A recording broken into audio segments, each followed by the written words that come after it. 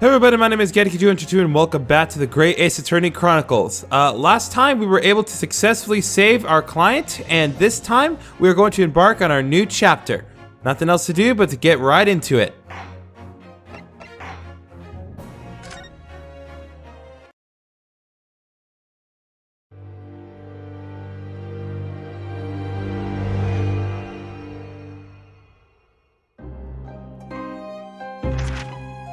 It's coming! Sholmes's cry pierced through the thick wall of fog around us. Wisps of vapor flowed over the pistol as I cocked it, and I waited, breathlessly, in the stillness. The silence lasted for what seemed an eternity, until, at last, it appeared. From the shadows of the cloud, an enormous beast sprang out upon us. A hound it was. But not such a hound as any mortal has ever seen. Its eyes glowed with a smoldering glare. The whole of its ox-sized body was outlined in white-hot flames. Its rumbling pant and hideous howl, so terrified was I that I began to tremble with fear. "Look well, Wilson," Sholmes declared, gazing upon the mystical beast. "For this is the diabolical hound of the Baskervilles."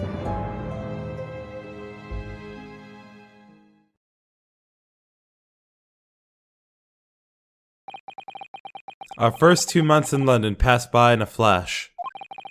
In that disconcerting courtroom experience we were first thrown into on that day we arrived in the country, and Sosuke-san's terrible ordeal that had followed closely behind, we had emerged victorious. However, there then came an abrupt end to our opportunities to appear in court, which was hardly surprising, of course, since I was nothing more than an amateur, an unknown student of law from a faraway land. So life in our little office was very quiet. That is, until it was shattered one day by that faithful telegram.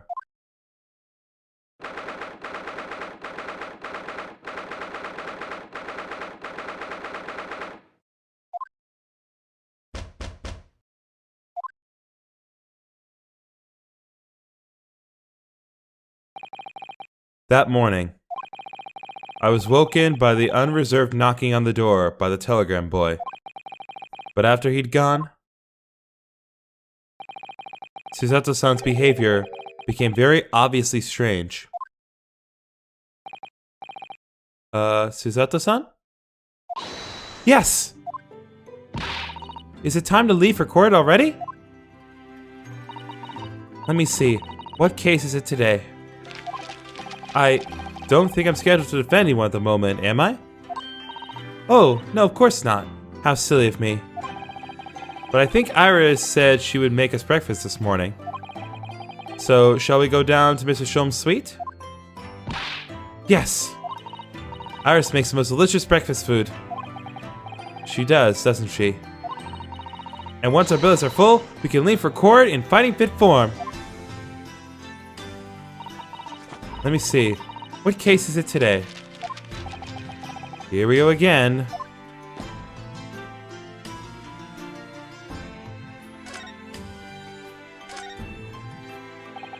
So, what was it about?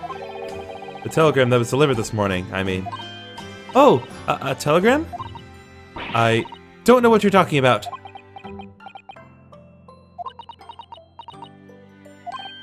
Sorry, but you're not going to get away with that. Well, I didn't think I would. I love her so much. Actually, don't give it a moment's thought. It's nothing interesting. Boring, in fact. Ahem.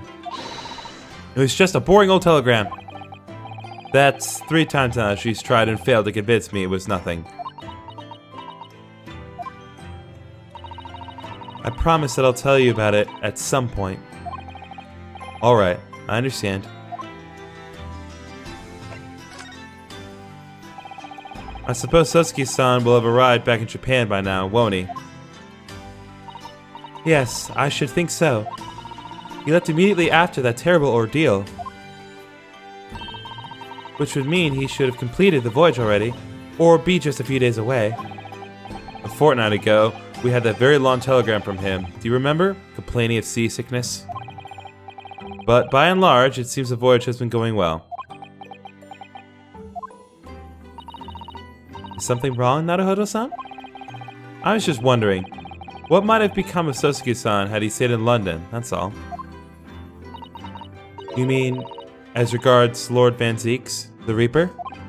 Yes, I can't help wondering if seasickness would have paled into insignificance in that case.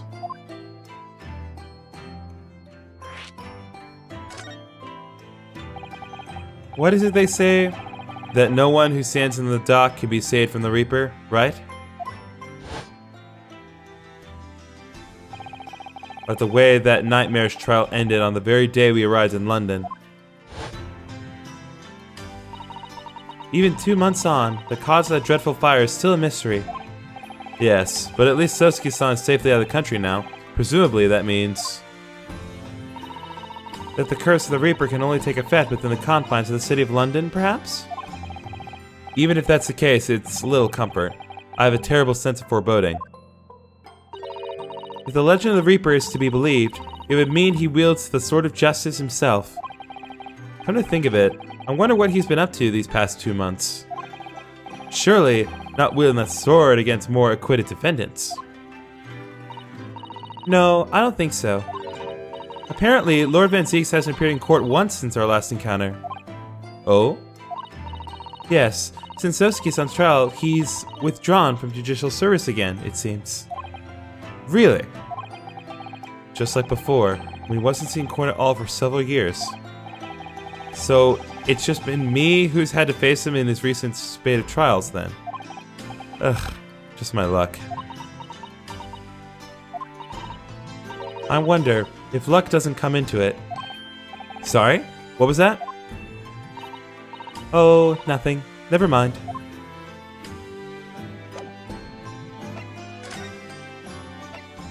Guess I'll go to Sholmes' suite now, since there doesn't seem to be anything else to do.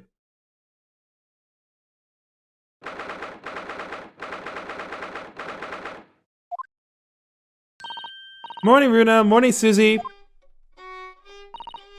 Good morning, Iris. Who is playing that violin so terribly? Iris? What is it, Runa? What is that terrible noise? It sounds like a cat being strangled. Ah, yes, you noticed that, didn't you? Oh, this man really isn't in the best form this morning, it seems. Thank God. Oh. Hello.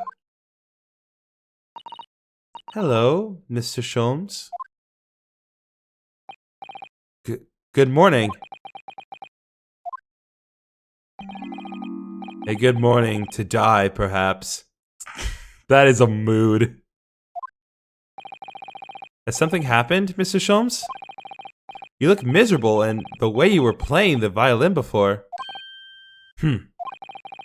My analytical mind is dead. Music is dead.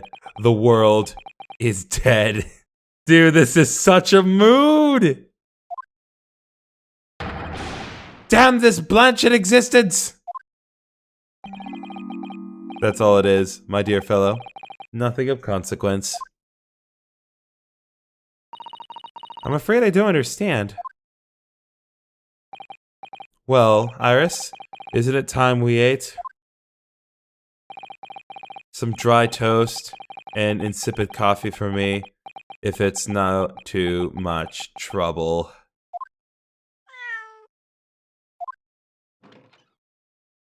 Oh, it's the cat from before. Oh, look. It's Wagahai. Okay. Good morning, boy. Meow. That must be some sort of tiny door for cats to use. How did it get there? Well then, everyone, time for breakfast. Okay, so we're just not gonna establish the relationship between the cat and us. Okay. Oh, wonderful. Let me help you, Iris. Ugh. It would indeed be a fine day to die. Ah, I knew something looked different. Something's missing from Mr. Sholmes' desk.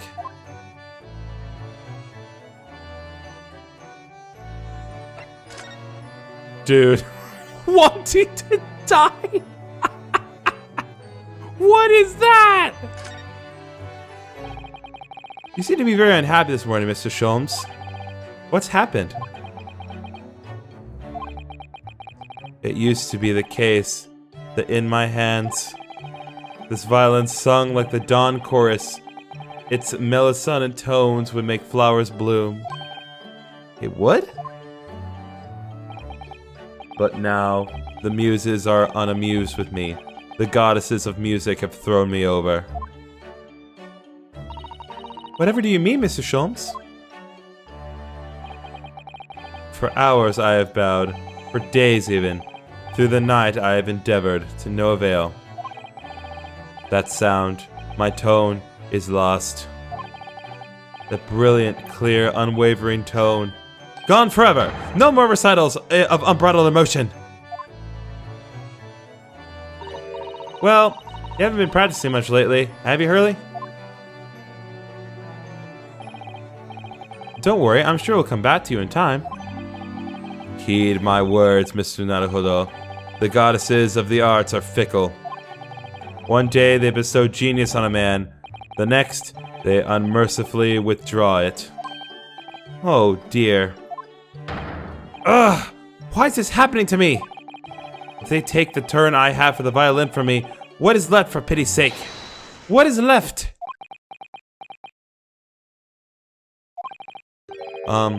Seduction perhaps? Isn't that what you're known for?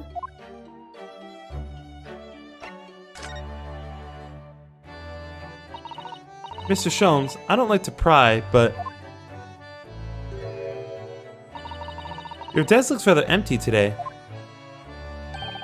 Ah, well done, Mr. Sato. Your observational skills do you credit. Oh no, Mr. Sholmes, they pale into insignificance when compared to yours. You'd struggle not to notice, wouldn't you? You mean Hurley's Great Analytoscope? That's at Windy's Banks now. Sorry? It's at a Windy Bank? No, Windy Banks, the pawnbrokery. Pawn? What? You mean you've pawned that enormous machine of yours? It has some considerable value, you see, quite undeservingly. But isn't it a very important machine for your work? I do wish you had consulted us if your situation had become so desperate. I should have gladly passed what little income I have to you. Dear madam, things are far from desperate. But the pawnbroker is your wonderful machine. How could it be anything but desperate? Making use of a pawnbroker is quite ordinary here in London, I assure you. It is? Doesn't sound ordinary at all. It would seem that neither of you fully understand how pawnbroking works. Oh, what's to understand exactly?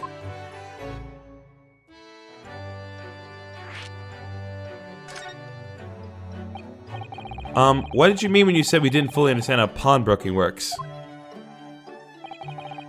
To the people of London, pawnbrokeries are akin to banks. Banks? On Mondays, merchants relinquish their fine jackets and trappings to the pawnbroker of choice. With the money they receive in return, they are able to trade happily through the week. And then on Saturdays, they go to recover things using the money they've earned. I had no idea. This has been a fascinating lesson for us. Everyone does it, you see, especially people in the inner London. And should they have the money to spare, they would purchase another fine jacket. Not to wear, obviously, but to pawn, should the need arise. Oh, how ingenious! So whenever we have something that's getting in the way, we leave it at Windy Banks, you see? A pawnbrokery can be thought of as an extremely secure vault. Who would have thought that even pawnbrokers are different here in Great Britain? Of course, you have to watch Hurley with it. Sometimes he pawns things he really shouldn't. Don't you, Hurley?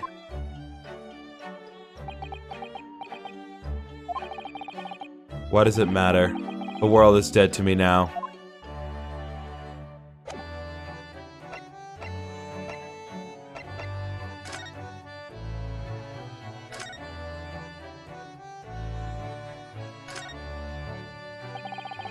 Mr. Natsume's cat seems to have settled into his new home then. Oh, yes! And I've become very attached to little Waggy. It would appear his previous owner is completely forgotten to him. Cats are unfeeling creatures. Their mews are as empty as the hearts of the muses. If Mr. Natsume had no intention of taking Waggy back to Japan, I wonder why he kept him in the first place. I expect he would have taken him if he could. But pets are strictly forbidden aboard steamships in our experience. And for good reason. Terrible things can happen if the rules of passage are not obeyed. Well, I don't mind. His Waggy's adorable. Yes, he really is. Oh yes, what about the door? I don't remember seeing that tiny thing in the main door before. Where did that come from? Oh, you noticed? You are observant, Bruno. Look, I use this. It's my latest invention. What is that? I call it the cat flap mat. Gosh, a machine for making doors just for cats? That's right. It can make a cat flap for a little furry friend like Waggy in seconds. And it can do it on any door at all, no matter what it's made of. It's very powerful, you see. Wouldn't it have been quicker just to make the cat flap rather than making a machine to make the cat flap? Well, yes, maybe, but now I can make cat flaps anywhere I like. Oh, I think it's wonderful. You must make one for us in the door office upstairs, Aris. She really knows how to come up with unconventional inventions, this girl.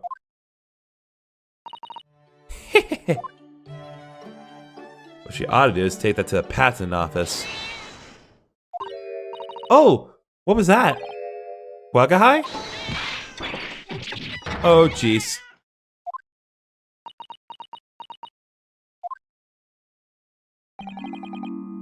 What was that? Oh no! Wagahai's tangled up in your violin! I think he thinks it's a toy. No! What is he doing to it? Oh dear, Miss Sholmes' precious violin. Why should I care? What? I shouldn't be surprised. If the cat is a more accomplished musician than I now.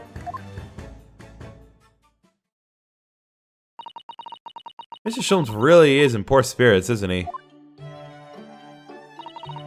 Well, anyway, I'll put it back where it lives. Shall I, Hurley?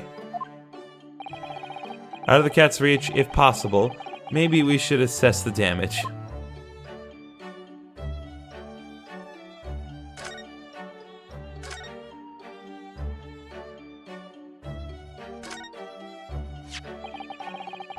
This is the violin, is it?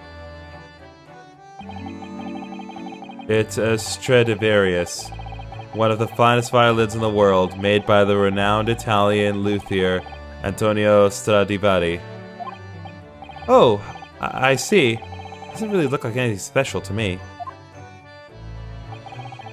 I had happened upon it covered in dust, languishing in a pawn shop down a nondescript back alley. The broker had no idea of its value, so I was able to purchase it for a mere 55 shillings. How honorable of you. And until today, it has been my faithful companion in every great Panagini-inspired performance I have made. I ask you, is there a reason to live in a world devoid of music? To tolerate this blanched existence? No! There is none.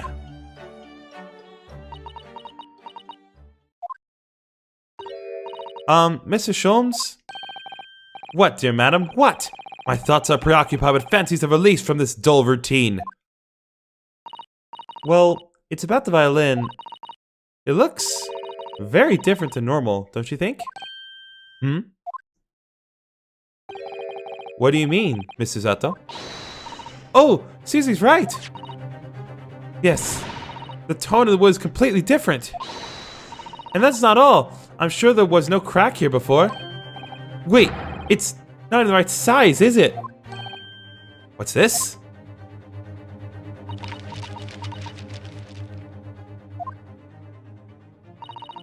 I'm terribly sorry to tell you this, Mr. Sholmes, but that instrument isn't a violin at all. Then what? I believe it's an entirely different instrument called a viola. What? What? Oh, Mr. Sholmes, are you alright? You're right. You are quite right. This isn't my faithful Stradivarius. So what, pray, is the piece of string flotsam? Not your faithful performing partner, then. Ah, I see what must have happened. You do, Iris? This is just a simple mix-up. Sounds like Iris might be able to tell us exactly what happened if we ask her.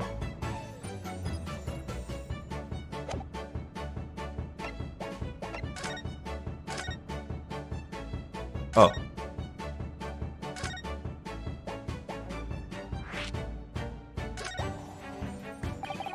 What did you mean by a mix-up, Iris? Well, you see, this violin... Sorry, this viola, I mean... was at Windybanks until last week. At the pawnbrokers? Not Mr. Sholmes' beloved musical partner. There's a proverb from the East, with which you are no doubt familiar, my dear fellows. Always let a beloved child travel. Yes, indeed. So you sent your beloved violin to the pawnbrokers in the hope that it would experience personal growth? Oh, what a wonderful idea! Last week I pawned my great analytoscope in order to release my precious instrument. But it would appear Mr. Winterbank mistakenly furnished me with this tawdry fiddle instead. But my ears cannot be deceived by the hollow timbre of this piece of timber. No, but your every sense was deceived by the fact that it just had strings. Pshaw, a fine state of affairs this is. And why I always say, Mr. Naruhodo, never trust a pawnbroker, they will try to fiddle you every time. But earlier you told us that you could think of a pawnbrokery as an extremely secure vault.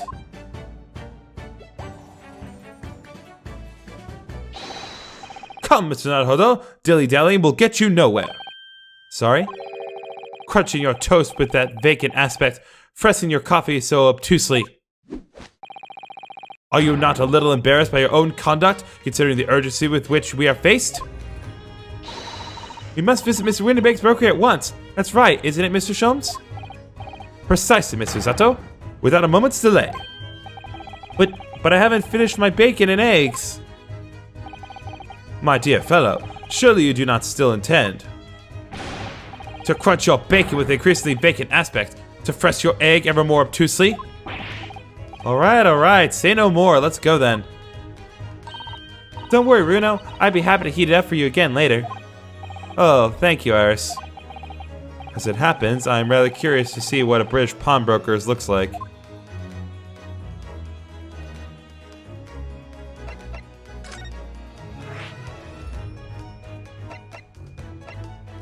So we can go to Baker Street or Winterbank's pawnbroker. I guess we'll just go straight there.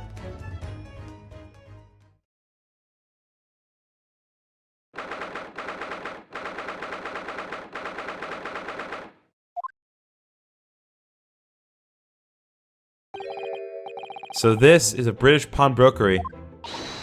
Oh my! There are all sorts of tools and contraptions in here that I've never laid eyes on before. Ah, says Sato-san, that spark of wonder in your eyes.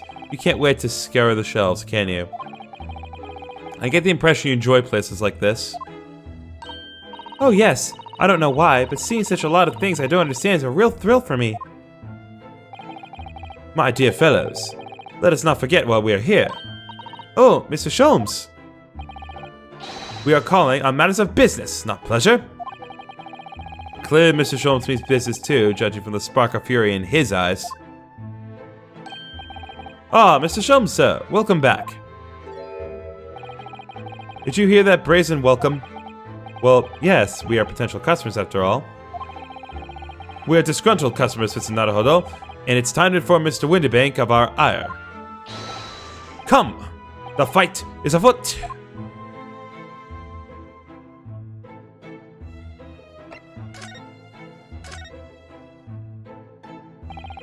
Naturally, you will recall this, which I retrieved from you some days ago.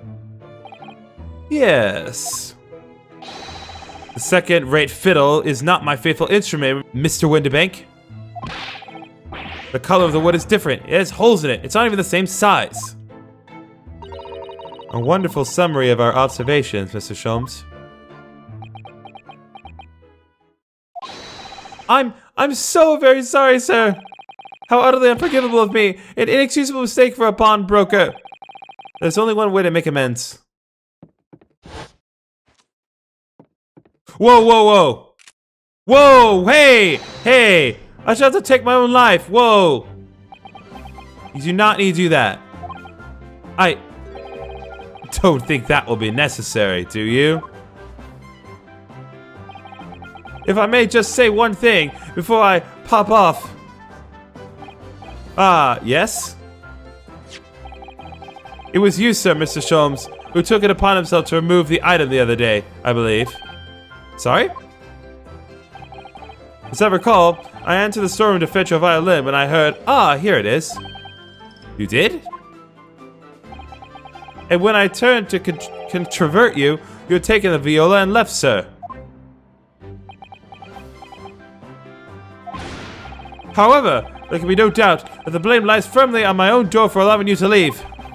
So I shall not grumble or grouse any longer. May this guilt die with me. No, no, no! Stop, my dear fellow! The fault is mine! Please put the gun down. Thank you. Phew! It would appear that the fight is over. I do humbly apologize, Mr. Windibank. Evidently, my questionable disposition precipitated this tragedy.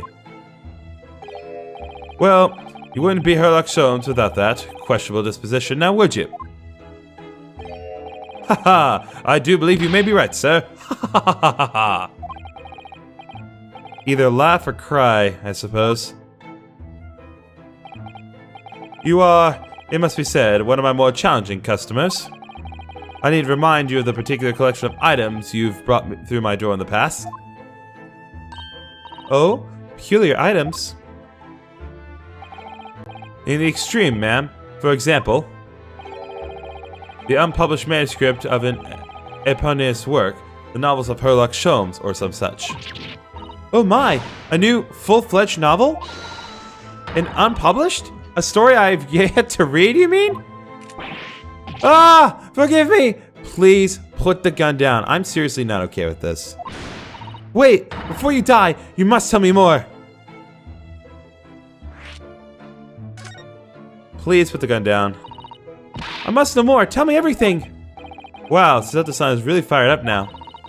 Is there really an unpublished story under this very roof? Well, one day the gentleman here brought an old metal chest, you see. I should like to entrust this to your care for a while, Mr. Windibank. For a chest like that, 1 shilling, sir. Not a farthing more. It houses something of very great value indeed. The latest manuscript, recounting the adventures of one Mr. Herlock Sholmes. I beg your pardon? A manuscript? You wish to deposit a manuscript? Indeed I do, for I'm confident it will be quite safe here. And that was that. As such, Mr. Sholmes' latest tale of underworldly mystery lies dormant in my storeroom. Mr. Sholmes, is that really true? Do I sense that someone doesn't want to talk about this? I continue to pay your fee, do I not? Then kindly continue to store my belongings securely. Of course, sir, of course. They're safe and sound with me, I assure you, on my life. This is all very strange. I wonder, could I ask you something? Ah, a gentleman from the East, I see. Yes, that sable suit.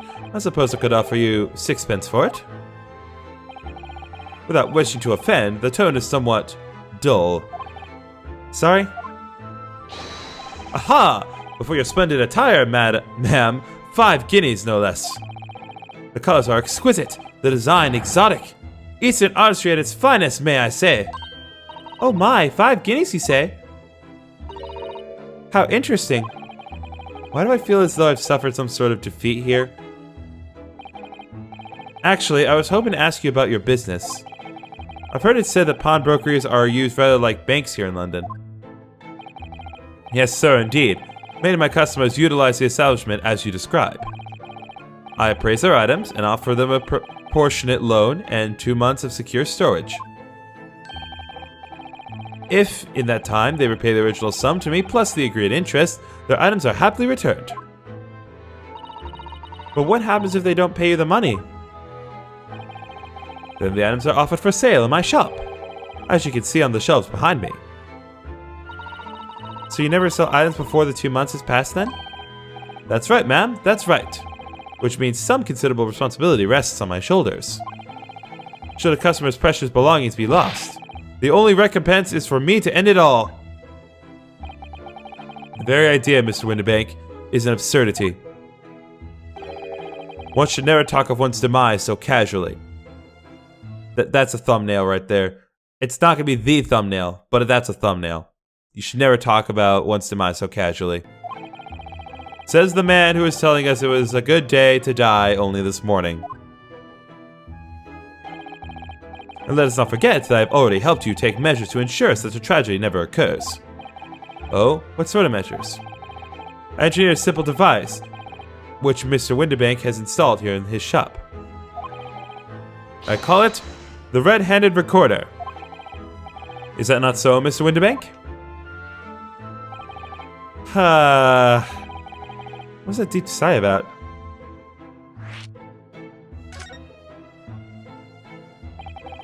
What on earth is a red-handed recorder? Use your eyes, my dear fellow. There are 2 just below the ceiling. I can see what appears to be a camera attached to some sort of timing device. Very astute. It is indeed a camera, furnished with some 100 pieces of celluloid film. And every 30 minutes precisely, the camera automatically records the appearance of the shop. Here, I have an example I can show you.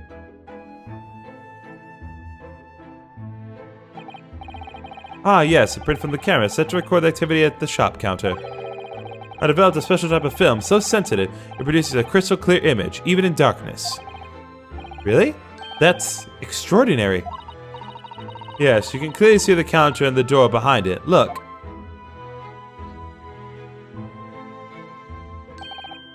So you see, were someone to enter the premises with ill intent, his identity would be summarily exposed. But did you not say that the photographic prints were taken at 30-minute intervals? Indeed, as you say, my dear madam. Then what if the incident were to occur in between times? Well, I could only say, that would be a cruel twist of fate. I must confess, your devices have been giving me some cause for distress of late. I beg your pardon, Mr. Windibank? Surely they are anything but distressing. Reassuring is the word.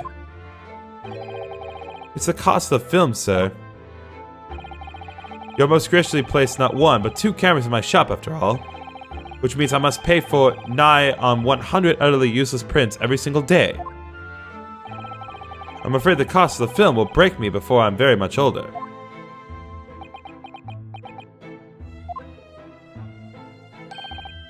Nevertheless, a small price to pay to ensure the safety of my preferred pawnbrokery, no?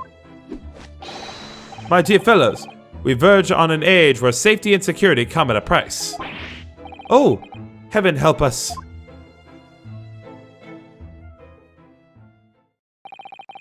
Now then, Mr. Sholmes, allow me to return your precious violin. Ah, the very thing. Thank you, Mr. Windibank.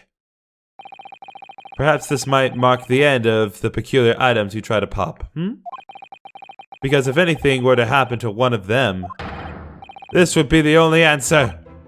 I really think you ought to stop waving that gun around. Someone could get hurt. Fear not. Sorry? I've only loaded a single bullet, so no one but myself could possibly be harmed. That's not really what I meant. Good day to you then, Mr. Windibank. It's been a pleasure as always, Mr. Sholmes. So, Mr. Naruhodo, now we can explore at last.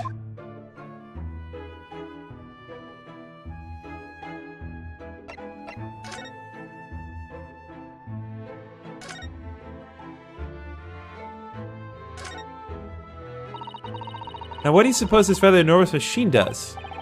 It seems to have two little windows for looking through. Allow me to enlighten you, my dear fellows. What you're looking at is a stereoscope. A stereoscope? Fascinating. It is aptly named, I assure you. Look through the eyepieces and see for yourself. Oh, I should be delighted to. Excuse me a moment while I just have a look. Just before you do, there is something I should point out. My dear fellows, in order to see the image properly, stereoscopically as it were, you'll need to be cross-eyed. However, that is beyond you. It is of little consequence today. Alright then, I'm gonna try it.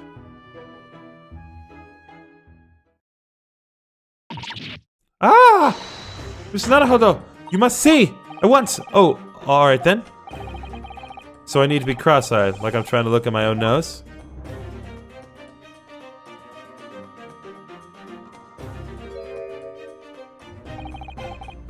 What the? I don't believe it. It's just a photographic print, but it seems that you could reach out and touch it. Yes, the sense of death is startling, is it not?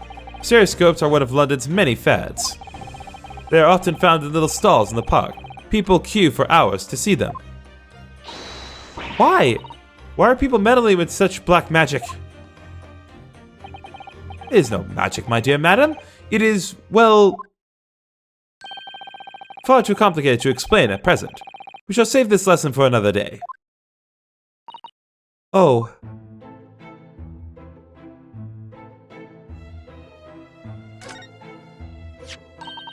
Look at this. Whatever could it be used for? I have no idea. Ah. There's a small catch here. Look. We're going to open it, aren't we? Oh my! That's amazing! It's some sort of spring-loaded mechanism. Which we'll never manage to put back the way it was before. What are you two doing? What? Us? Nothing. No, nothing at all. Whatever this device is, it seems to have a pair of little windows to look through. I feel as though I've seen something rather similar to this elsewhere.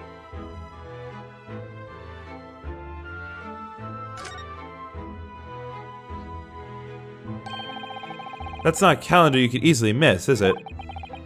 15th April. Today's date. Yes, that's not for sale, I must point out. It's an Eastern-style page-a-day calendar.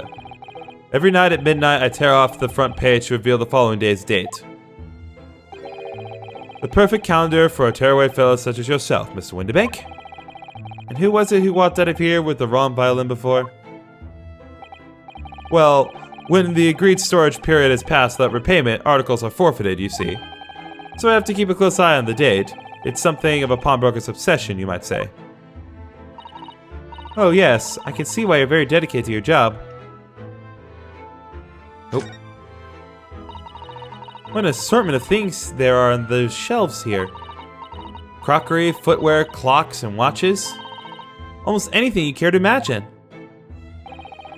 Those are forfeited items offered for sale by the pawnbroker. What does that really mean, though? When you pawn, or colloquially pop, an item, the broker loans you money against its worth. He stores the item for an agreed period of time, after which the loan must be repaid. If not, he is free to display it in his shop for sale, at a price of his choosing. Oh yes, now you've explained it, I'm noticing little price tags on everything. Of course, simply by paying the agreed interest on the loan, one can extend the period of safekeeping. So you may pawn that black garb of yours without fear, my dear fellow. My treasured university uniform? Never! It embodies my student spirit.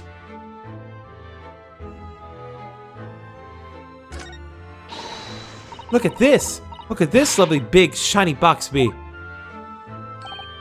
That, my dear madam, is a music box. Surely you have such things in your own country. Oh my, yes, but I've certainly never seen one so large before. Shall we listen a while?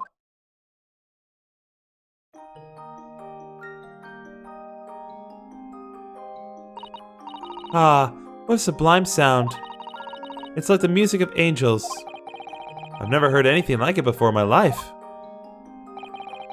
This particular specimen is of the larger variety, commonly found in public houses at restaurants.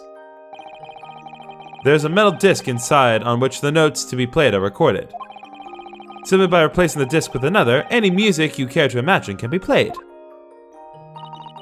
My goodness, what a simply delightful machine! Indeed, though the popularity has waned recently with the development of the gramophone, of course. Science and technology advance at such an overwhelming pace. What? Only tuppence for it? That ain't fair and you know it! The article is barely worth a penny, miss. I can't offer more. What? Sounds like there's an argument brewing over by the counter.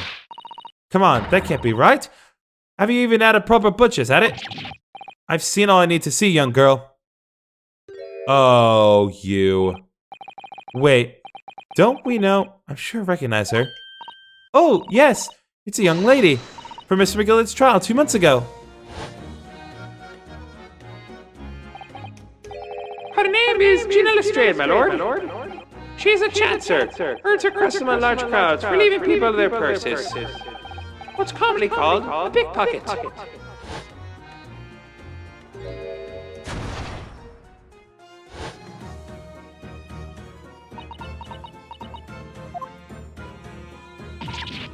God and Bennett, you lot! Hello, Mr. Strayed. I hope you've been well. Eh? What? You remember me then, do you?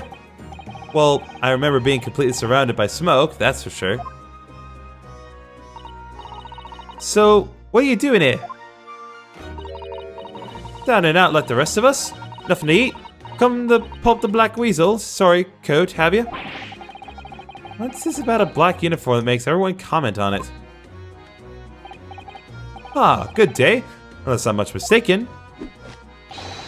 You would be the young pickpocket who stole our experimental smoke grenade launcher. Ah, Mr. Sholmes. So, you have something of value to pawn, do you? Allow me to see the article, and I shall negotiate with Mr. Winterbank on your behalf. Pull the other one. I don't need no help from some stuck-up D.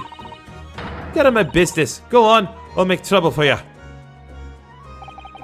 As you wish, Miss Lestrade. I will happily remove myself from your presence.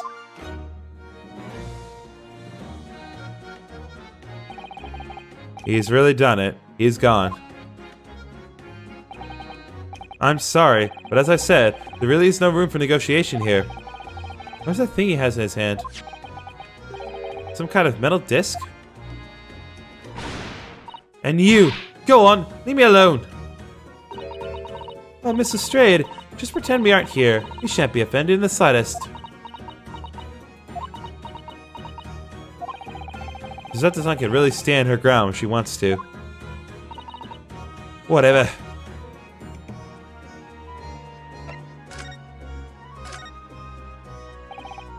Somehow, I didn't really think you were the sort of person to use a pawnbroker, Miss Lestrade. Yeah, well I am, alright. I'm a Londoner just like everyone else. Is that a problem, eh? No, not at all. It's just that, well... Oh, I get it. You know what you're thinking? That thing probably don't even belong to her. Probably got on the dive, didn't she? Yeah, I can see it written all over your chewy chest. Well, I might have been thinking something along those lines. You're not going to deny it, Mr. Nadahulo? Alright then. I'm just going to come out and ask you straight. Do you pawn things that you steal from other people? Well, I don't know how best to answer that, really. Suppose, sometimes. You're not going to deny it either, Mr. Strayed. But not this time, alright? I swear, that thing belongs to me. The disc that Mr. Winterbank is holding. Perhaps you should see what he has to say about all this.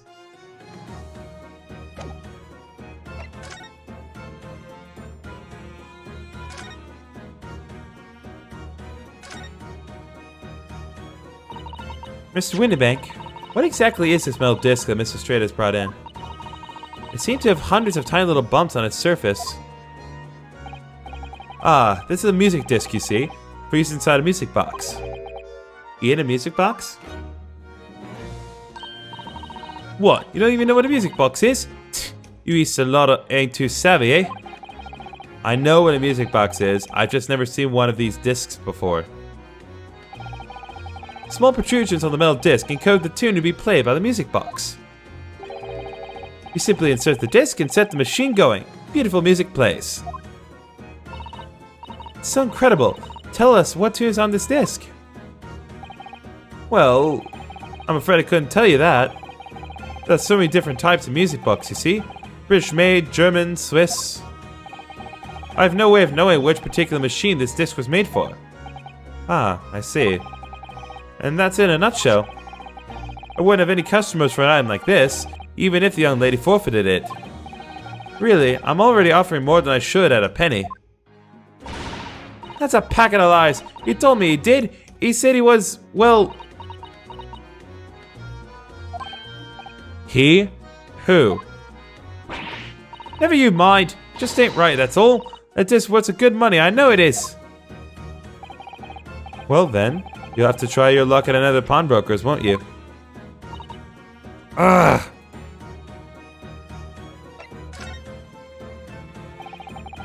She's been in before, of course. This little tatterdemalion. What even is that word? Editor Griffin, put the definition of that word on screen. Thanks. I guess. I see. And brought some dubious article or other with her every single time, might I add. Dubious? What are you trying to say? I'm an honest customer, me. So, is there something dubious about the disc she brought in today? Well, if only it were that simple. Sorry? What do you mean? What she actually brought in was a storage ticket. Ah, a storage ticket. So, Mrs. Strayed has actually come to redeem an article from you today? Is that right? Yeah, that's right. Girl like me's got a lot of stuff what needs storing. Alright, yes, that's definitely dubious. The article in question would have been forfeited at midnight tonight. But she gave me the ticket for it and repaid both the loan and the interest. I was obliged to return the article to her. But what was the article? Do tell us, Mr. Winterbank. Little scamp is wearing it, ma'am. It's the overcoat that she redeemed. Oh. What? What's wrong with it? It fits, don't it? I mean, it's mine, so of course it does. So, what about the disc then? How does that come into all this? Ah, the disc is something else. A new article to pawn if the girl and I can agree on a price. I'm confused. I thought you said that Mrs. Strayed brought in a storage ticket today. It's really quite simple. Yes, the child brought me a storage ticket, and the money owed on it, as you say. For this heavy black coat, which you returned to her care, as I understood it. That's right, yes. And rather unsurprisingly, as soon as the little ragamuffin put the thing on, she went rifling through the pockets. Oh, you mean... What? Don't you know it's rude to say to a lady? Ah, I see. So it came from the pocket of the overcoat, did it? If you mean this disc, then yes, exactly, ma'am. She immediately tried to pawn it. Quite a high price as well. This is all rather suspicious, I think. Give it up. Just trying to pawn something like anyone else would. Mrs. Strayed, may I ask you deposited the overcoat here in the first place? Well, me. It doesn't really appear to be your size. Me old man! It's me old man's, ain't it? Is it Miss Lestrade? Yes. This is definitely rather all suspicious.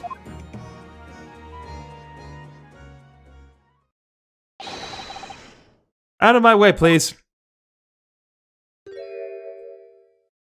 This is, okay, this is actually a JoJo's character. Like, not even, it's not even funny. Like, this is actually JoJo's. This is like Kira and, oh, what's his name? Andrew Griffin, put him on screen. You know exactly who I'm talking about. Who's this picture postcard English gentleman?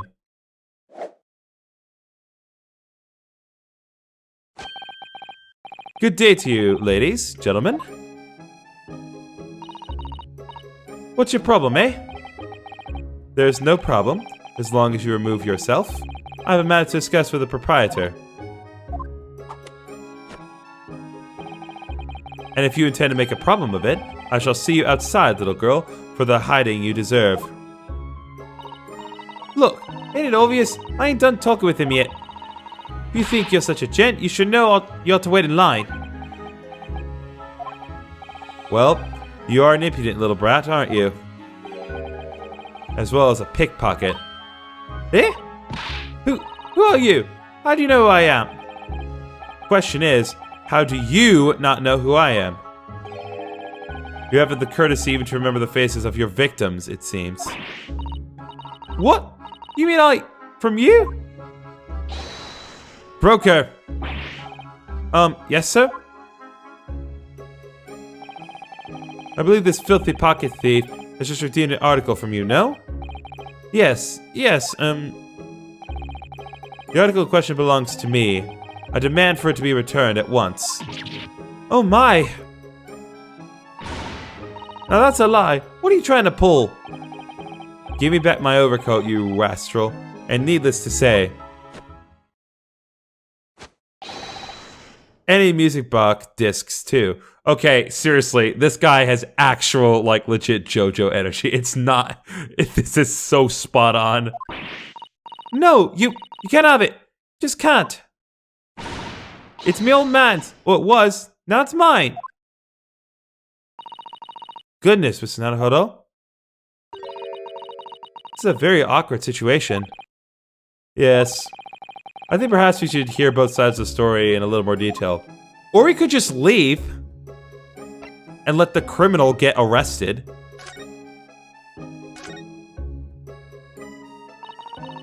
Miss Lestrade, is what the gentleman is saying... What do you think? It's all lies, ain't it? Obviously.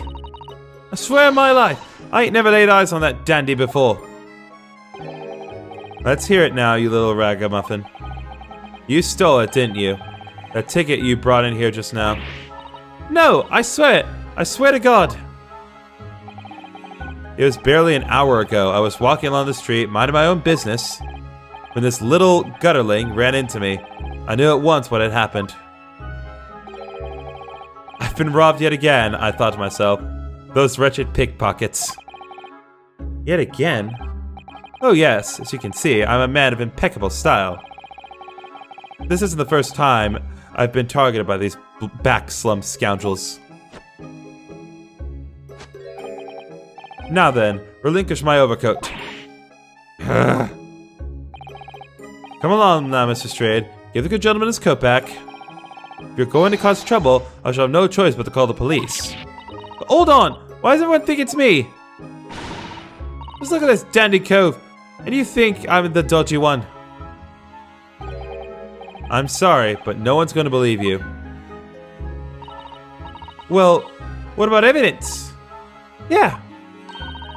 Where's your evidence that I've stolen something, eh? Come on, let's see it. Oh, I have evidence, naturally. You what?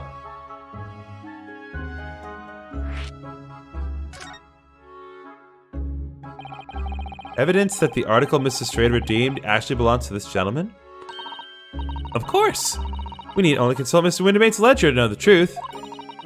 We'll be able to look up the name of the person who deposited the article in the first place. Yes, brilliant! I'm very sorry, but I'm afraid that won't be possible. Oh? I never ask customers' names.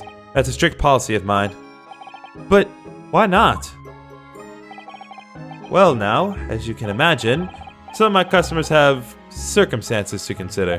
A great many of them prefer to maintain their anonymity. Yes, I see. But then how can you know if an article belongs to the person asking to redeem it? Oh, it's quite simple. Good sir, might I trouble you for the watchword associated with the article in question? Of course, it's Professor. Yes, that's right. And all the evidence we need. This gentleman is the rightful owner of the article, without doubt. A watchword? Interesting.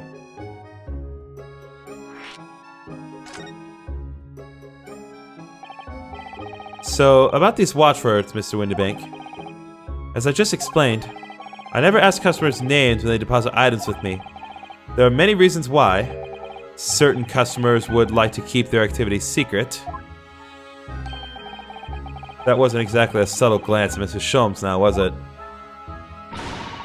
Great detectives have no dark secrets. None at all! Yes, well, anyway, that's why I always ask for a watchword whenever I accept a new article. In many ways, it's like the secret combination of the numbers used to unlock a vault. The date of deposit, a description, and a watchword uniquely identify each item. Then of course, I give the storage ticket to the customer. When someone comes to redeem something, I ask for the ticket and the watchword. If that someone tells you the correct watchword, you return the article? That's right, sir. Yes, just as soon as the requisite fee is paid. And I have supplied you with the information you require already. But for the avoidance of doubt, the article in question is an overcoat deposited 2 months ago on the 15th of February. With a watchword of Professor. All perfectly correct information, sir. But how? Really, this is beyond a joke now. There's no further room for doubt. Ugh.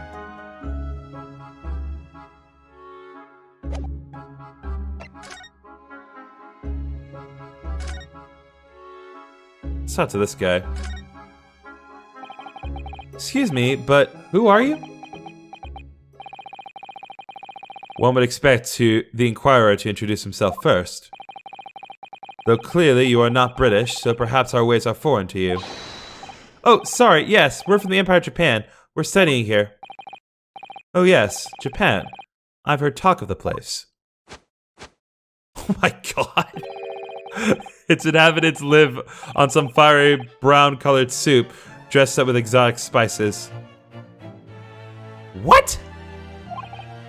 You might be thinking somewhere else. And what was that theatrical gesticulation about?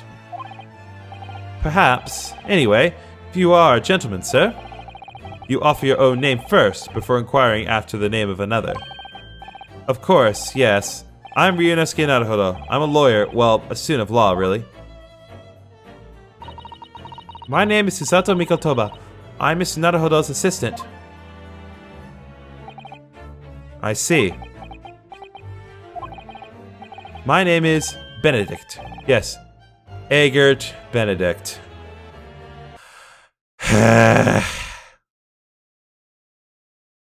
Fine. Fine, game. I'll let you have your stupid name. Enchante. He's so refined how he holds himself and how he speaks. That name is Suspicious. Now, to the matter at hand. My God! My overcoat. Return it at once to someone with the style to carry it off. Every move he makes, every breath he takes. Can't stand watching him.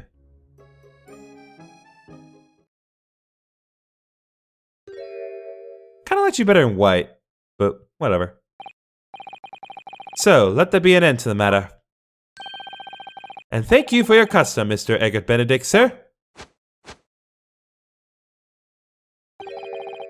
With such reasonable rates of interest, I may even decide to come back.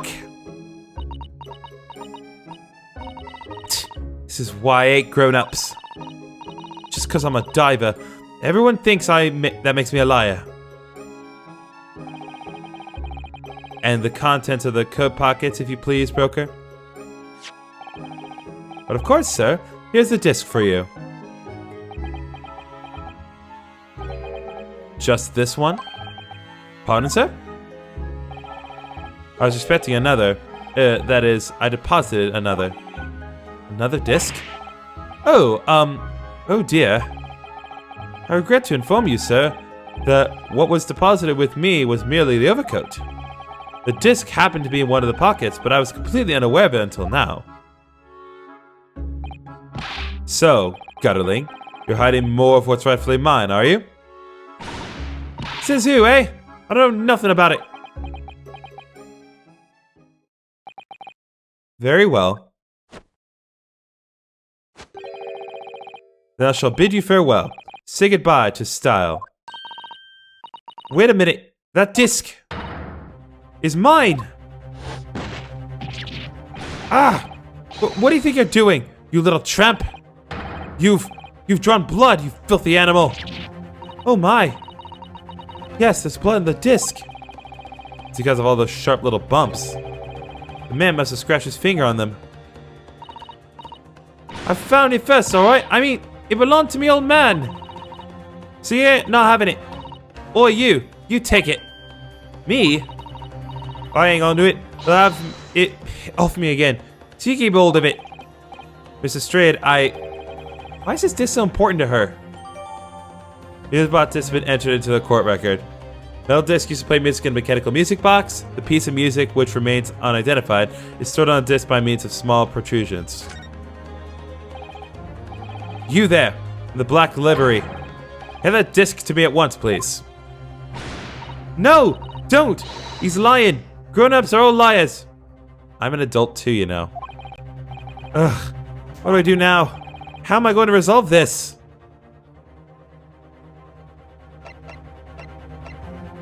Should we just leave?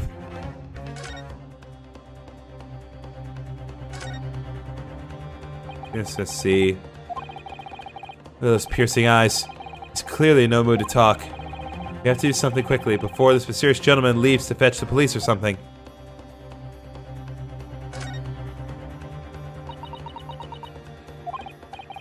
Wow, Mr. Strange really is looking daggers at the mysterious gentleman. We need to do something to calm things down before she loses control and attacks him again.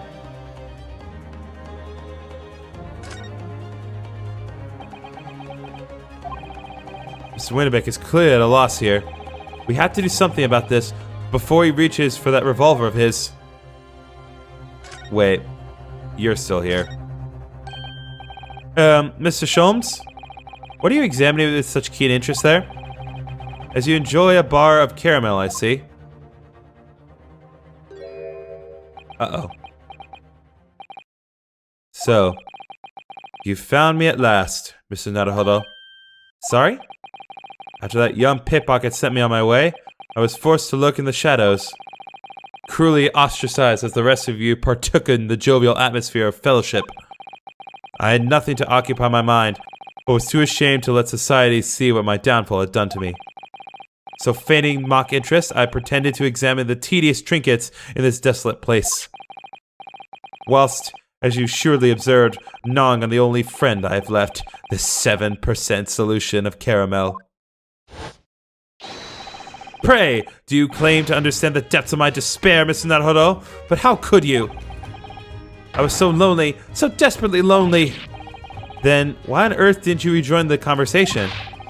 Things have gone from bad to worse here, you know?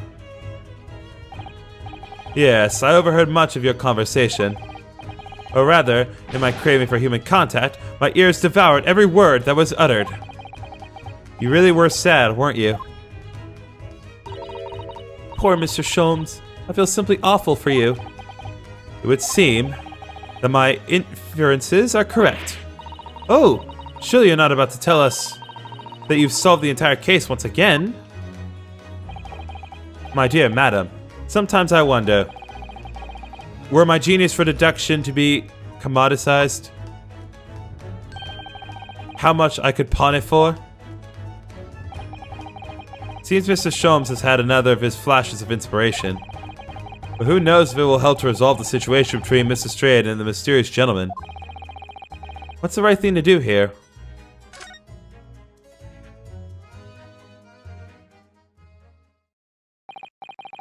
Well, Mr. Strayed, it would appear you find yourself in something of a predicament. Where the blue blaze have you been, eh?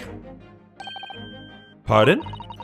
When a lady's in trouble, a true gent's supposed to be there to help. Straight away!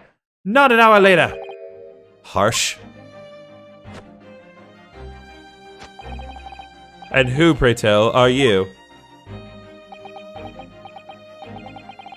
Mr. Eggert Benedict. You have in my eyes a veritably encyclopedic array of curiosities about your person. Nevertheless, there are two immovable conclusions I have drawn. I beg your pardon? The first is this. The true reason for your visit to this pawnbrokery today is something you have not yet revealed. And the second is this. A considerable crime is in contemplation, one you will orchestrate with intent to steal a vast sum of money. Well, Mr. Benedict, what say you to my deductions? How? Turn white as a hard-boiled egg. Get it? It would seem that once again, Mr. Sholmes has made a flawless deduction. Just who do you think you are, sir? Ah, yes, as I hoped. That's precisely the pained expression I was looking for. Oh, don't tell me we're doing this again. So, shall we begin?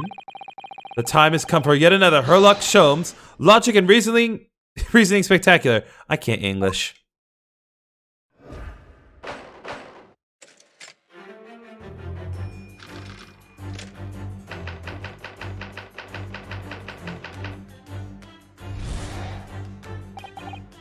First of all, we must ask ourselves on what business you ventured to this pawnbrokery today.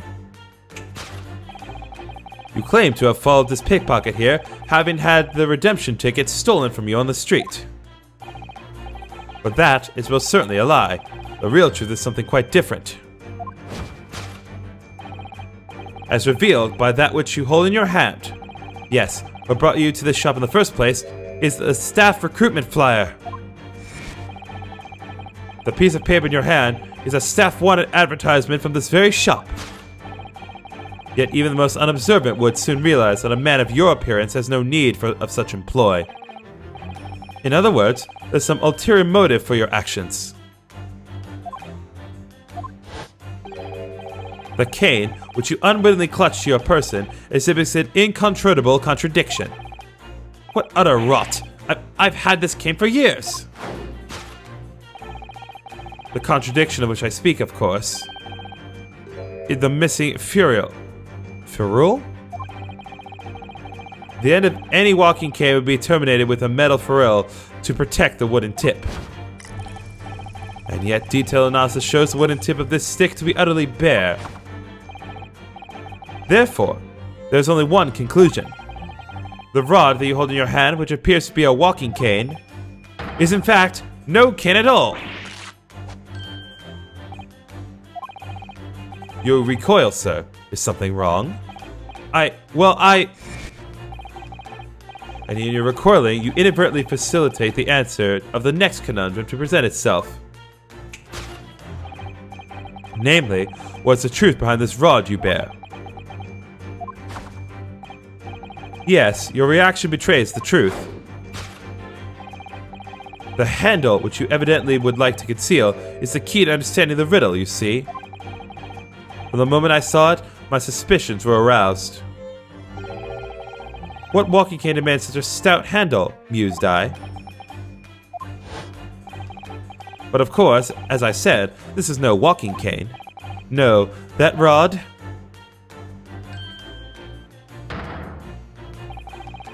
is the broken handle of a shovel. What? Are you insane? And now, having determined this undeniable truth, the conclusion is clear. Your true motive for coming here was to take employment at this establishment in order to excavate the ground beneath the premises. What a calculated crime you've conceived, sir. A wickedly calculated crime.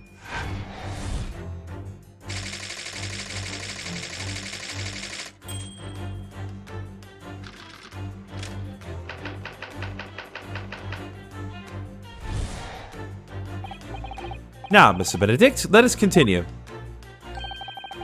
For we must expose the details of this elaborate crime you have in the planning. This is utterly absurd. You suggest that I, a gentleman, intend to excavate the ground beneath this pawnbrokery with a broken shovel? What on earth do you propose I could expect to find there? Some long-forgotten treasure, I suppose? Save for such a fanciful theory, what possible reason could I have to do as you say? Oh, but there is an ample reason. As you are only too well aware, Mr. Benedict. Ah, your furtive glance is more telling than I could have hoped. What? Let's consider what would motivate a man to infiltrate a shop such as this and covertly dig beneath its floor. The answer is revealed by the council notice on the counter to which your eyes were inadvertently drawn. This letter gives notice of public works to be carried out in the local area. And according to the enclosed plan of the upcoming sewage works, beneath this shop runs a sewer that adjoins another, one that runs under the bank on the opposite side of the road. This madness has entered the sewers now, has it? By excavating the ground beneath our feet, you would gain access to the waterway that flows in very close proximity to the great vault of the financial institution opposite. What are you... In summary, sir, you devise a master plan to pull off an elaborate bank robbery by dint of the underground tunnels. Master plan? Which brings us at last to the final chapter of this lurid scheme. With what plunder did the thief hope to make off from the underground vault of the bank? Are you quite serious? Having consulted with Scotland Yard some days ago, I happen to know the answer. But naturally, the answer is no secret to you, is it, Mr. Benedict? I have no idea what you're talking about. Allow me to present a rather interesting piece of evidence. You see, this picture postcard tells us all we need to know. A postcard of the Great Exhibition? I'm afraid you've quite lost me. Currently, in the final stage of preparation, the Great Exhibition will soon be underway. And the government has provided extra funds to complete its centerpiece, the Crystal Tower. Funds that currently sit in the vault of the bank on the other side of this road. Pardon? Yes, the considerable crime you have been contemplating is the theft of that which sits in the vault of the bank, the special reserve funds for the Great Exhibition. Of course, that is top secret police information, so keep it under your hat, please.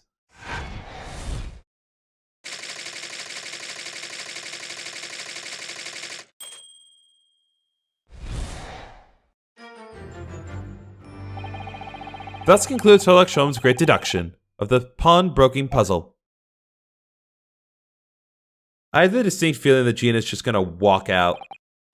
Unless she already has done it. Mr. Sholmes? Well, Mr. Naruhodo? An impressively upbeat deduction for a detective racked with loneliness, would you not agree? Was it true what you said about the bank over the road and what it has in its vault? Indeed, though few know of its existence, it is one of the government's most closely guarded secrets. Gregson told me in the strictest confidence. But you just announced it to everyone here, rather loudly in fact. Ah. If it's such a big secret, how would Mr. Benedict have come to find out about it?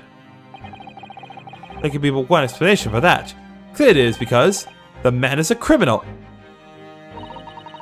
But what if he didn't know anything about the money in the vault? If he's a criminal, as you said, then buying a brand new shovel is sure to be the first thing he does now that you've revealed the secret. Oh. Or if he doesn't, maybe Mr. Winterbank will. He already has plenty of shovels here after all. On my life! I assure you I'm not so unscrupulous. Well, hopefully this has taught you a valuable lesson. Sensitive information must be handled with the utmost of care. One can never be sure that someone privy to secrets won't disclose them. And once the word is out, it's out. Perhaps I'll think twice before confiding in you the next time, Mr. Sholmes. An excellent idea, Mr. Naruto. An excellent idea. Ha ha ha ha ha. Well then, Mr. Naruto, you know what to do, I'm sure. Yes, let's listen to the great deduction again and see if we can massage it into shape. Very well then, let us start once more, from the beginning. Of Herlock Sholmes magnificent, logic and reasoning spectacular.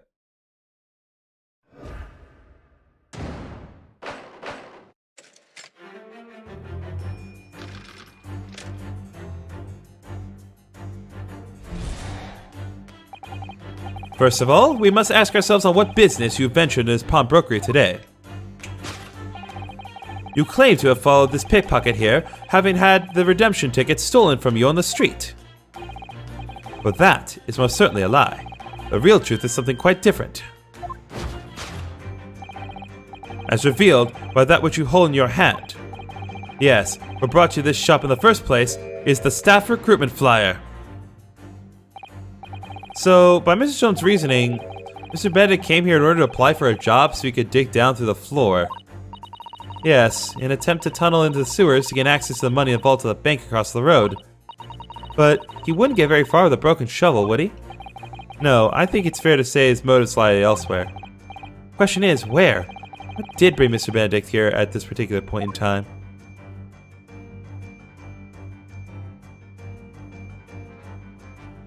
Ah, the scribbled writing. Oh, look at all the scribbled notes on the back of the flyer here. I don't believe it. What is it? Listen to what it says. Name, Gina Lestrade, height 5'2", green cap, scuffy waistcoat, grubby white shirt, blue satchel, ragged. It's a detailed description of Miss Lestrade. Goodness! There's even a sketch of her and all. Although, if he showed it to her, she'd fire the smoke grenade and launch her in his face for sure. And look, the details of the shop have been written down here too. Winterbank's Pawnbrokery, Baker Street, redemption deadline 15th of April, which is today's date. Why would Mr. Benedict have all the information scrawled on the back of that piece of paper?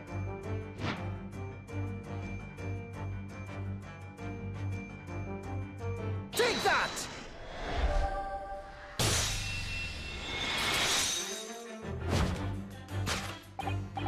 Yes, what brought you to this shop in the first place is the info about Miss Lestrade.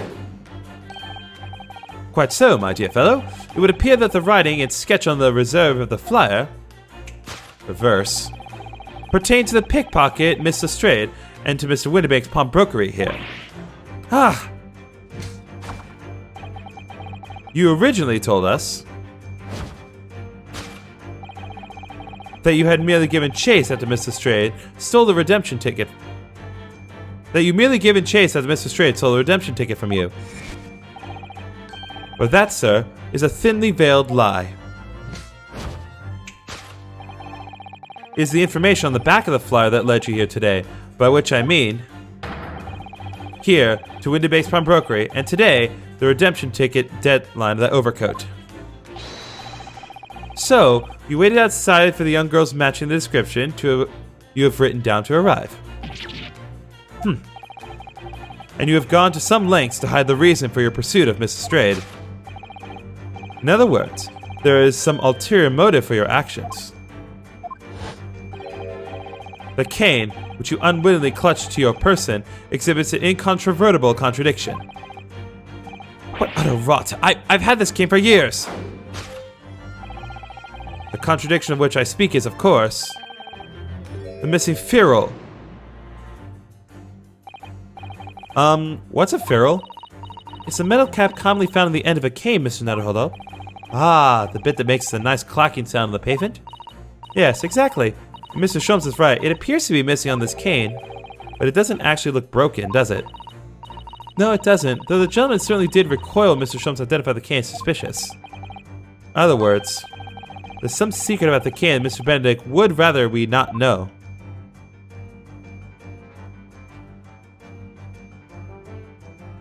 I think it's the initialing. Look here, Mr. Sato. There's some letters on the handle. Ah, yes. Those must be the initials, I think. In the West, it's customary for people to engrave their belongings with the first initials of their names. So Herlock Sholmes would be SH. Are you kidding me? I can't even. So Herlock Sholmes would be HS, you mean? Like, seriously, Griffin, get it together. That's right. And the initials on the cane, obviously. Oh. AG? Why does it feel as though that's not quite right? Take that! There we go. The contradiction of which I speak is, of course, the initialing. A most astute observation, wouldn't you say, Mr. Egbert Benedict? We are led to believe, sir, that your initials are EB. Yet in a most possessive manner, you have in your grasp a cane bearing the initials AG. An incontrovertible contradiction indeed. Would you not agree? No! You're wrong. This cane isn't... You said before that you had that cane for years. So don't try to tell us that you just borrowed it from a friend or found it in the park. In short, though you hold yourself to be a gentleman, you have withheld your true name. You recoil, sir. Is something wrong? And in your recoiling, you have inadvertently facilitated the answer of the next conundrum to present itself. Namely, what is the truth behind this rod you bear? Yes, your reaction betrays the truth. The handle, which you evidently would like to conceal, is the key to understanding the riddle. Let's consider the bare bones of what's happened here. Miss Lestrade redeemed the fine-looking overcoat. And now a mysterious man has appeared, introducing himself with a fake name, and claiming that the overcoat belongs to him. We know that actually identified Miss Lestrade from a written description, which suggests that everything else he told us is untrue. So what we need to do here is somehow prove that the overcoat cannot possibly belong to him. Ah.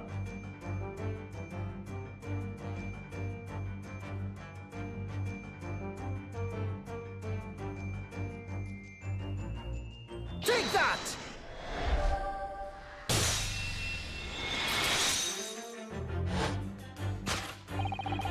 The split seam, which you evidently would like to conceal, is the key to understanding this riddle, you see.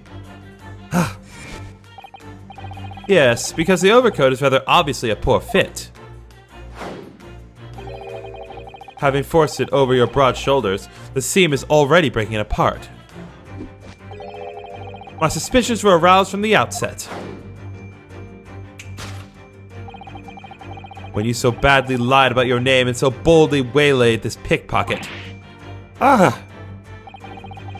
This catalog of untruths has all been for one very specific purpose. To steal the article that the young girl redeemed from Mr. Windibank.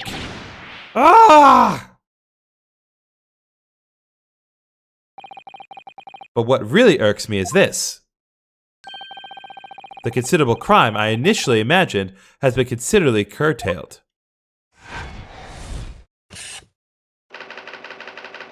to abscond with a redeemed item. Solved!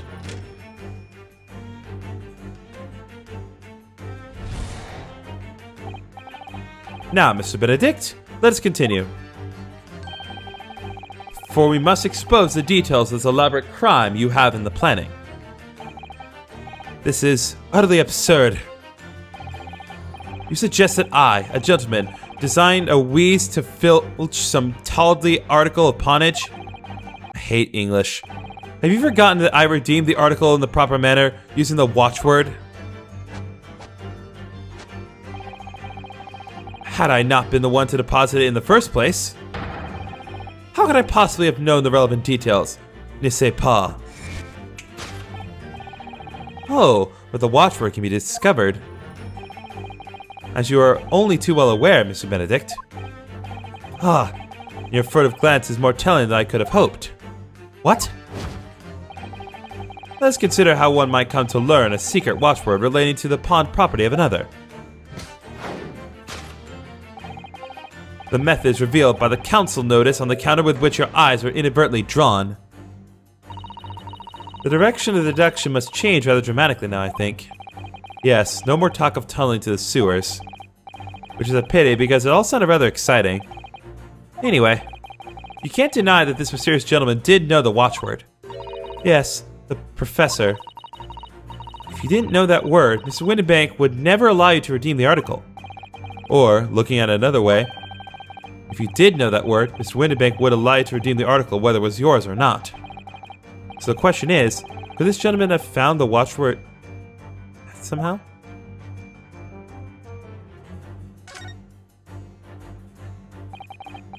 Look at this, Mr. Zato. Ah, it appears to be a memo that Mr. Windibank has scribbled to himself.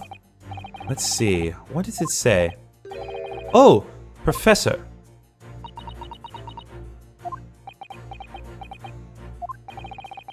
Mr. Windibank must make a note of the watchwords his customers gave him, right before their eyes.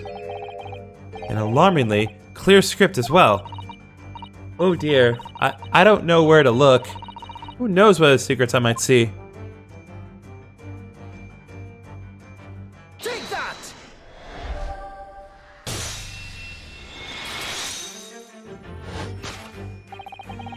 The method is revealed by the notelet on the counter to which your eyes were inadvertently drawn. Yes, the broker here follows the same procedure whenever a customer comes to redeem an article. He asks the customer for the watchword and notes down the response uttered on a notelet he has to hand. Then he consults his ledger and confirms whether or not the watchword matches that of the article in question. I would expect nothing less of a diligent pawnbroker. But this diligence clearly has its disadvantages. What are you talking about? It is increasingly apparent that you were present in this shop before your accusation against Miss Lestrade. In all likelihood, you followed her inside and then observed her talking to Mr. Windibank. When the diligent broker made note of the watchword, as is his common practice, you observed him writing the word Professor on the notelet beside the ledger. And that, sir, was the master plan you devised to steal the pawned article from the young Miss Lestrade. Master plan! Which brings us at last to the final chapter of this lurid scheme. Why would you go to such lengths to redeem that particular article from this pawnbroker? Are you quite serious?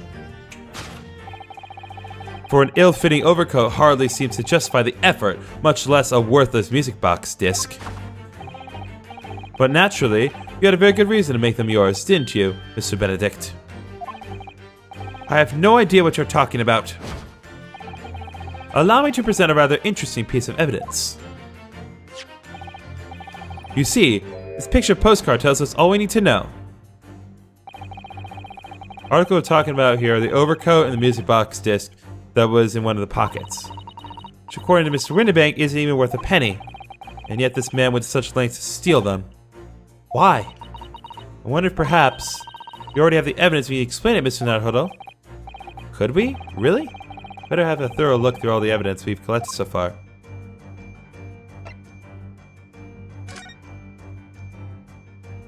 Ah. Oh! Oh, there's a little scrap of paper stuck onto the reverse of the side disc. Look! A scribbled word or two. Looks like somebody's name. For McGilded. McGilded? It couldn't be. But it is, Mr. Naruhodo. A name I shall never forget, for as long as I live. But why? Why is his name on this? Okay. Take that!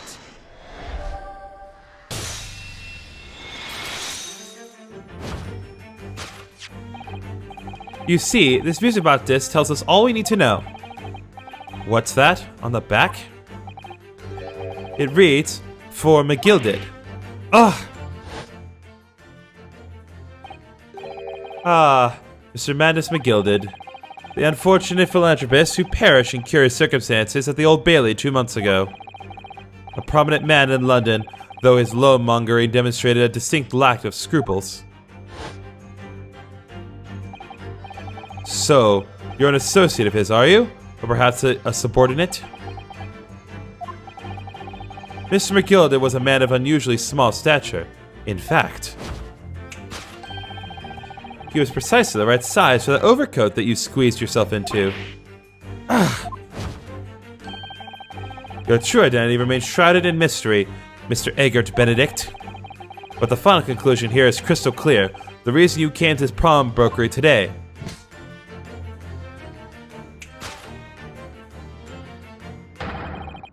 was to retrieve an article left behind by the late Magnus McGilded. Ah!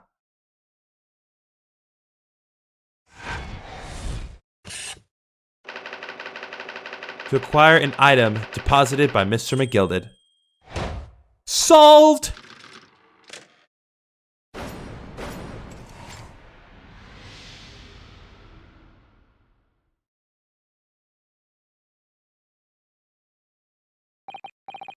Well, well, Mr. Magnus McGilded.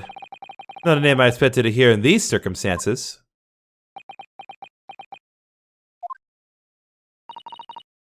Mr. Sholmes, I'm afraid there's something very troubling on my mind. Pray tell, Mr. Zato. Well, according to what Mr. Windibank told us earlier, today was the final day on which the coat could have been redeemed, was it not? Yes, ma'am, that is correct. Today would be precisely 2 months since it was first deposited. Well, today is the 15th of April, so 2 months ago today would have been 15th of February, sir. That's right. It's carefully recorded in my ledger. Deposit at 10:30 p.m., I see. What? But that suggests... Yes, 15th of February. Precisely the day on which the omnibus murder took place. At 10:30 in the evening, it's precisely the time at which the terrible events were unfolding. Suggestive is not the word. It would seem the matter is entirely beyond coincidence.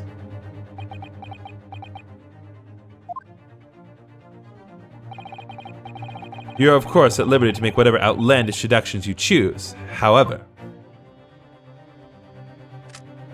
Whoa! I must insist you hand over the music box disc now. He has a gun. It would be a terrible shame for you to return to your native land in a box. Ugh! What do I do? I feel like I'm gonna get shot in the face. There are some things a man must protect at all costs. This may well be one of those things. Then again, it may not. Mr. Windibank, this is my shop. I can't allow any harm to come to my customers. If that were to happen, I should have to take my own life. Mr. Windibank, no! Alright, that's enough. Oh, snap. We got the popo. Inspector Gregson. Inspector? That's right, Sunshine. The alarm was raised on one of our dedicated emergency lines. So we got here as fast as we could. Now, what's all this about, eh? Oh, praise be! You're here at last! I was moments away from forfeiting my own life in my very own establishment!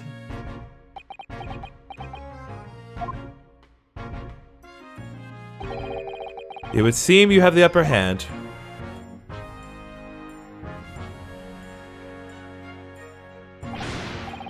Right. You've got some explaining to do. I don't appreciate being bothered with some petty, angry bargy. He held a gun! That's not petty! He was trying to shoot us with a gun! Petty? Mr. Whittenbach very nearly met with his end. Yeah, by his own gun, as far as I can tell.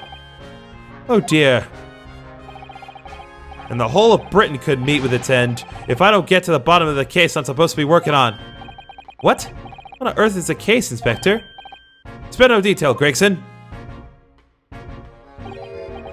I might have said a little too much. No matter. It's nothing to do with you lot. Anyway, so you're gonna have to come with me down to the station. But of course, Inspector. Ah! He's getting away! Get after him, lads. Whistle the beat officer, too. Sir!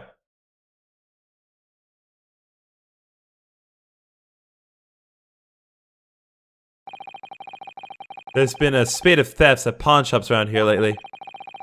So we fitted emergency buttons underneath the counters for brokers to let us know when there's trouble. Oh, Inspector, I was very worried there for a while. Very worried indeed.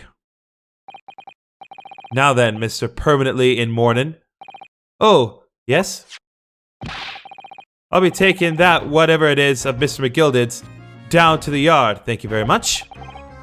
So hand it over. Oh, yes, of course. No, don't give it to him. It's mine, that is, mine.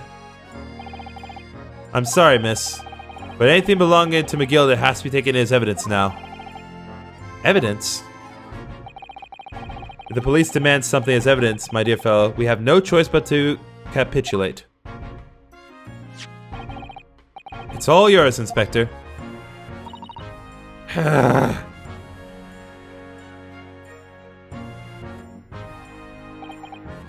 And so, we handed Mr. McGilded's disc over to Inspector Gregson, and were summarily turfed out of the shop and onto the street.